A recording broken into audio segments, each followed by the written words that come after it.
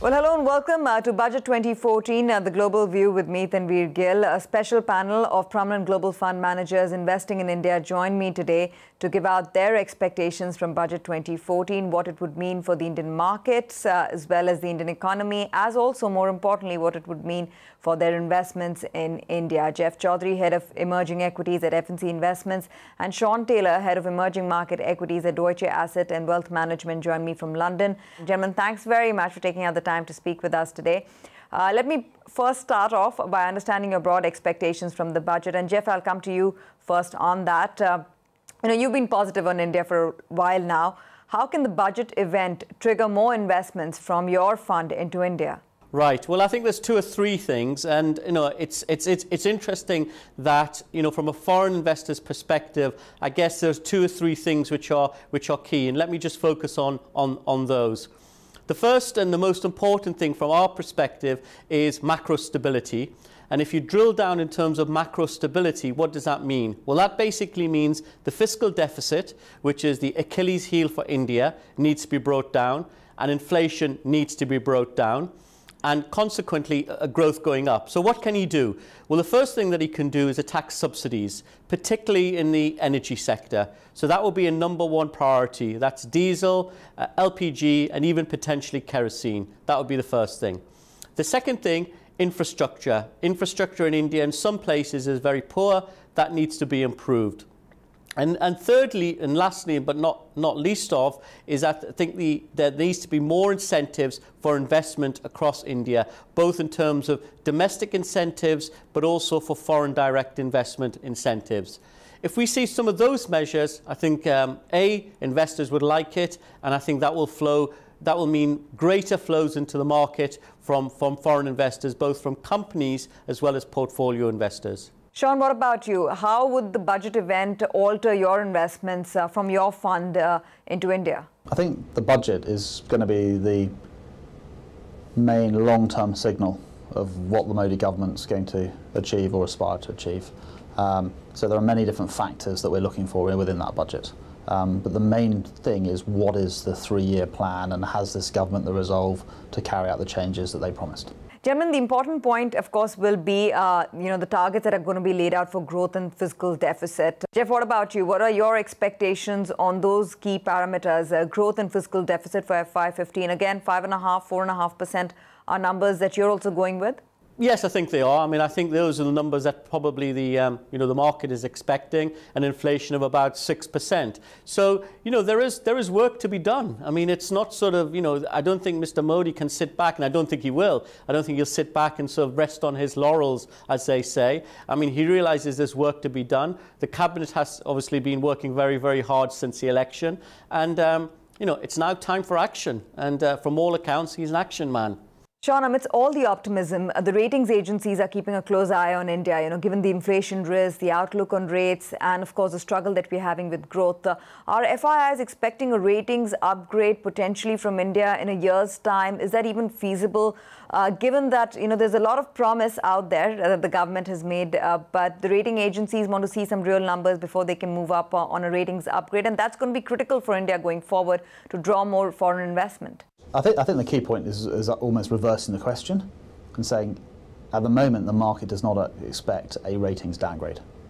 And I think that gives the finance minister more leeway or more leverage to take a bit more risk on in the budget and in the foreseeing budgets. I think most people's growth forecasts are quite positive for next year and the year after. Coming to specifics then, Jeff, come to you. Do you have any sector-specific expectations from the budget? Well, I think, there's some things that obviously we would like. I'm not necessarily saying that this is expectation, but certainly things like freeing up permits in some of the resource sectors, like the coal sector, would obviously be good. That would be obviously an important thing. But I think a genuine focus on investment rather than on consumer sectors would clearly be good for the market, particularly if it's associated with some cost-cutting and reduction of subsidies. Because obviously what the market will say is you can't just spend your way out of this. You also need to have a balanced budget and, more importantly, some of the anomalies within the budget. Jeff, the other critical point is, of course, all that talk in the corridors of power about the retrospective tax being dissolved. How much of an upside would it mean for the market, given the turn in sentiment that it would perhaps lead to among FIIs? I think that certainly will be helpful. I mean, clearly one of the issues for India has not just been the retrospective tax, but also the fact that the whole tax regime is pretty aggressive against companies. A number of companies that you know about have obviously been sort of subject to sort of tax inspection or aggressive tax moves. And in many cases, those companies have acted in good faith at the time that they undertook those transactions. So to go after those companies and sort of go after them in a retrospective way, A, is very unusual and frankly is pretty aggressive. So, to create a level playing field is very important. Clarity is very, very important. And a prospective tax regime rather than a retrospective tax regime is very important as well. Sean, I want your opinion on that as well, because that's an important aspect. Again, the retrospective tax being dissolved, and if it does happen, would that be a big change in investor sentiment on India? Do you think it would perhaps call in for incremental capital being allocated to the region? It's always difficult to judge on a very short-term basis, and one of the opportunities for India is certainly the long term. But on the tax, retrospective tax is positive, especially for a lot of the people that are invested via Mauritius. But I think the key to tax is what's going to happen on the tax reform going forward. And I think that that this GST could be absolutely fantastic if it's implemented well, but it's going to take 2 or 3 years to implement. I mean, some economists out there forecast that if once tax and tax collection is implemented, we could have a budget deficit in 2 years' time of 3.5%, which would be very, very positive. I think the key to tax for an investor, and also from an investment point of view, is when you talk to companies, when they deal with one state versus another state, so say they have a warehouse in one state, it's very, very difficult to know what the tax regime is in the other states. So when you have a national tax coming in, it's going to make life a lot easier. And I think that's a very important key. Sean, but would that be a relevant trigger for the market to get re-rated from here? I mean, post-elections, we are at 7,500, which is a 17% gain in a matter of 6 months, a little over that. Over and above our 2008 highs at 6,400. So how much more upside do you see from the market from here?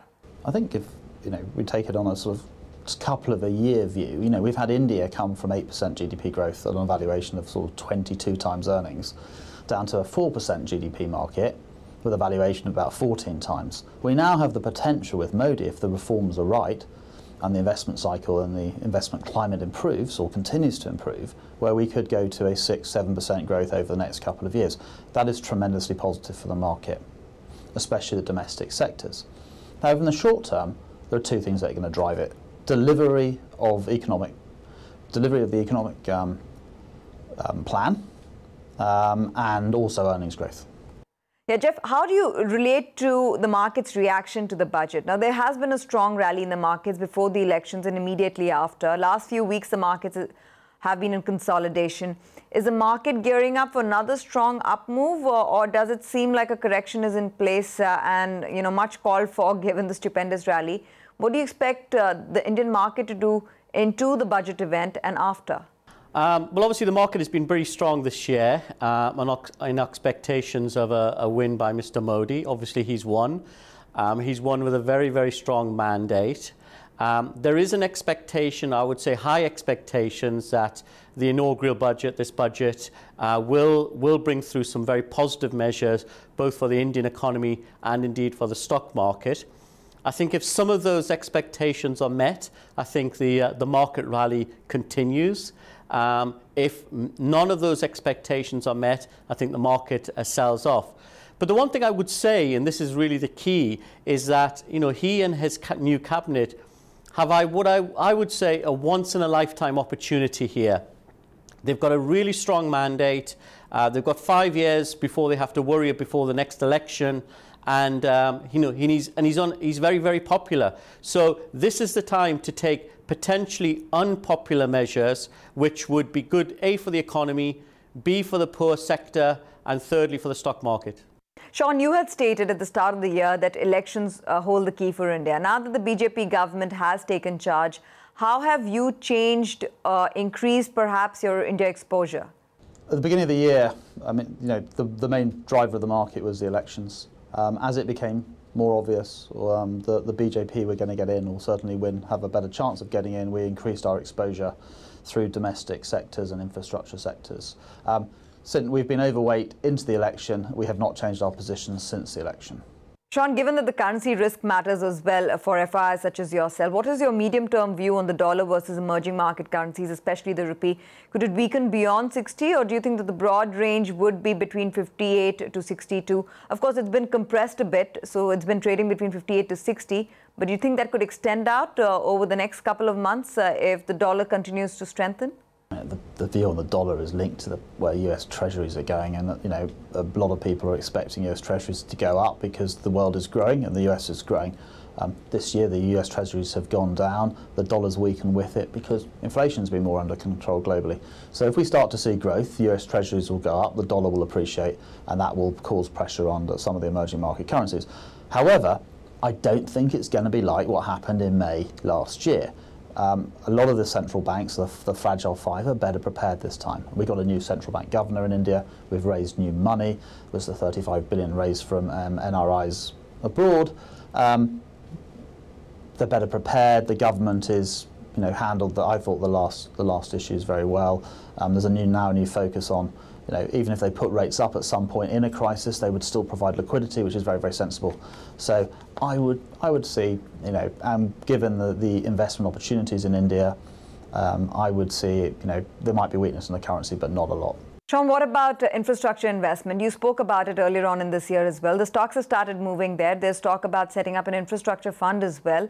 Have you invested in infrastructure in India, and what would make you perhaps invest more in the sector? Yeah, I mean, we like the Indian infrastructure story. We are invested there. We would be willing to add. I think the key point from the budget on this is going to be the ability for investment trusts to be set up and REITs, and that obviously takes exposure off and allows them more capital. But I think there's a lot of other things that the government can do. One is better land acquisition, better rules on that. The other is the approval process of getting land. And finally, and probably the most important thing, is labour laws. I mean, they all obviously make a huge difference with infrastructure. The impression I'm getting from the Modi government is that it's not just about building roads, it's about creating jobs. And so, yeah, it's important to get the infrastructure in, but then the next phase is going to be manufacturing, because that actually creates real jobs, real wealth. Well, Sean, what about power within the infrastructure sector? I mean, do you think that on the back of potential reforms, there would be perhaps more capital allocation to that space, between distributors like Power Grid, financiers like PFC, and producers like NTPC, Adani Power? Which is a segment within power that you are most interested in? I mean, the main issue is with energy, is going to be coal, yeah, and it's getting coal price, there's enough coal in India, but it's not being produced. So, what's really key is how coal reform happens. So that means on the private sector, giving incentive to the private sector to invest, and maybe with Coal India, is to make the returns better, make it more efficient. So those are the two challenges I'd see in that industry. Ultimately, India's got a deficit of power, and so it's important. And there's some very, very good examples of where Modi and other governors have gone in there. They've set up a power plant, and the economic activity in the area has been dramatic from that. Also within infrastructure, Jeff, there's talk about road projects, more clearances coming in for road projects, so that getting a bit of a boost. Shipping companies have been given some relief on the interest cost side. Your view on companies like IRB Infra, some of the shipping names such as Shipping Corp, Mercator Lines? Well, at the moment, we don't own any of those companies in our portfolios. As I say, part of it is because there has been policy risk, and we're always wary where there's companies which have policy risk associated with them. So we don't have those. But, one of the sectors that we're very, very keen on, have been for a while, is the banking sector. Why do we like the banking sector? Because the banking sector it really isn't that much dependent on specific measures, but what it isn't dependent on is the fact of the improvement generally of the economy and indeed of infrastructure spending. And so the banking sector is one of our top sectors in the portfolio, and it has been and it continues to be going forward, I think. Jeff, since you mentioned banks, let's talk about banks. You have favored private banks all along. What about the rally in PSU banks? Are you convinced that a turnaround is in the works? Sure. I mean, the PSU banks have obviously been on a tear in the last sort of 6 months or so. But obviously the long-term performance of PSU banks, frankly, has been very, very disappointing. And, we've owned private sector banks for a number of years and they've done very well. Frankly, we prefer the private sector banks simply because, they're in just as good a place in terms of benefiting from the economy and they don't have the policy risk associated with some of the PSU banks. The other thing with the PSU banks, which is obviously an issue which may not necessarily be dealt with at this budget, but certainly needs to be dealt with, is capital. Many of the PSU banks need more capital, so we do expect there will be more dilution going forward as they raise capital in the next year or two. Sean, what about you? Have you also invested in PSU banks and benefited from this rally, this stupendous rally that we've seen over the last 3 months? Anything that you like from a value perspective there? PSUs are cheap. They're cheap because they've got low return on equity. They're cheap because they've got low capital ratios, and so they're going to need finance at some point. They're cheap also because they've got higher levels of NPLs than the private banks. But if you look at the PSUs in Gujarat, there are things that can happen. I mean, Modi can and the new government can give these PSUs more freedom, which is better. The investment climate will be better. If the investment climate's better, that's going to reduce NPLs. That's obviously positive for returns. And finally, I think there are cases in the past where, in Gujarat itself, where PSUs have been able to become less bureaucratic, and that's obviously very, very important. And so we cheap with capital raising as a caveat. And one of the things in the budget will be probably selling down these state banks. To raise money. It's an easy way of raising money. But yeah, I mean, the long-term story's got to be better. I mean, I think the one way I can look at India is that, if inflation on a 2 to 3 year basis is under control, there will be a huge rally in bonds and credit, and that will be very, very good for equity market, and the best way of playing that will be the banks. Jeff, what about the oil and gas sector? Because that's a key reform beneficiary as well. ONGC, BPCL, Reliance Industries, is there an interest that you have there? At the moment, it's very little, partly because those companies have sort of run up very, very, very highly. And I think it's one of those sort of situations is that, I think if the market's expectations are met, I think the stocks will do reasonably well. But if they're not met, and I think this is a sort of a risk, I think those stocks fall very sharply. And so I don't think the risk reward for those particular companies at this point in time is particularly attractive. So Jeff, clearly, since you're not invested in the oil and gas space, you have not invested in PSU banks, you've not participated in the PSU rally broadly. Are you staying away from the sector till you see more reality in all the policy talk that's happening? At this point in time, we're not. We'd like to see, A, what's going to come out of the budget, analyse which companies are likely to benefit on a medium-term basis, not just over the next three to 6 months. And, we will selectively possibly add to our positions in India and some of the PSU stocks, but only once we're clear that the policy framework is a very, very transparent one and the companies will do well over the medium term. Gentlemen, as we come towards the end of the interview, I want to get in some of your high conviction ideas in the Indian market right now. Sean, I'll start with you. What are your top 3 large cap, as also mid cap, high conviction investment ideas that you continue to like? Yeah, I mean, in terms of sector wise, we like banks. We like the infrastructure stories. We like manufacturing. We're probably less inclined at the moment to like the exporters, although the tech companies at the moment have are quite cheap relative to history, and they've underperformed a lot, partly because the currencies they benefit from a weaker currency, and the current currency's been appreciating. So yeah, it's always best to have a balance in your portfolio. But banks, infrastructure, manufacturing are the key sectors where you should be looking for if the Modi government is going to work. Jeff, irrespective of the budget, what about your top 3 large cap or mid cap high conviction ideas that you will continue to stay invested in? Okay. Well, as I mentioned, the banking sector is one of our favourite, continues to be our favourite. So HDFC Bank and ICICI Bank, are our top holdings in that particular space. Rather perversely, we still very much like the IT sector. A lot of people don't talk about the IT sector. You know, they like to talk about the, the domestic PSU banks or the infrastructure companies. The external environment for IT is very good in the US particularly, but also Europe is covering. So TCS continues to be a very big position for us, and we like that company, and indeed some of the pharma companies as well. Okay, fair enough. Let me just get in some closing thoughts before we wrap up the show. Jeff, come to you first. How much money is waiting on the sidelines to get into the Indian market? I mean, you speak to a lot of fellow fund managers, a lot of people in the investment community in London. We've seen about $5 billion into equities so far into 2014. How much is waiting on the sidelines? Okay, well, let me just sort of answer that question in two ways. The first thing is that I think dedicated emerging market funds, global emerging market funds, a lot of those are already overweight. So, they're already positioned in India. But the money which is missing as far as India is concerned is what I would call global funds. So these are funds basically which have a global mandate, not just an emerging market mandate. And I think for them, I think the budget is very important to sort of signal that actually there is a reform agenda out there. And I think it's difficult to sort of quantify what the amounts of money, which could be put in. But those funds relative to global emerging market funds are much, much bigger. And so the 5 billion or the 10 billion, which is sort of bandied around, those are very, very small amounts in relation to what the global funds could do.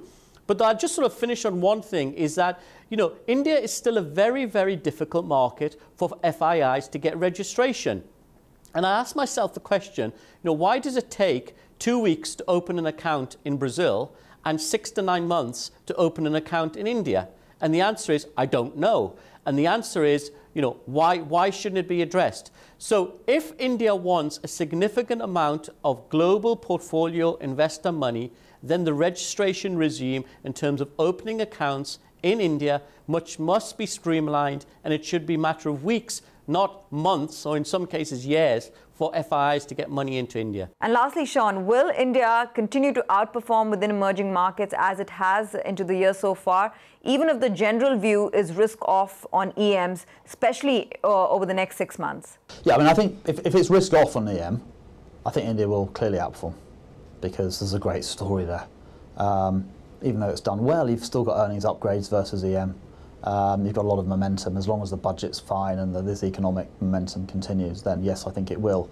I mean, the caveat of why India wouldn't underperform is if there was huge risk on, people started getting more excited about China and the commodity space, which has underperformed. Russia started to reform a little bit. That would probably be the sort of, it would be, not that India wouldn't do well, it just wouldn't do as well relatively. Gentlemen, thanks very much for joining us with your expectations from Budget 2014. Appreciate your views as always. That brings us to the end of this special show, Budget 2014, The Global View. Thanks very much for watching.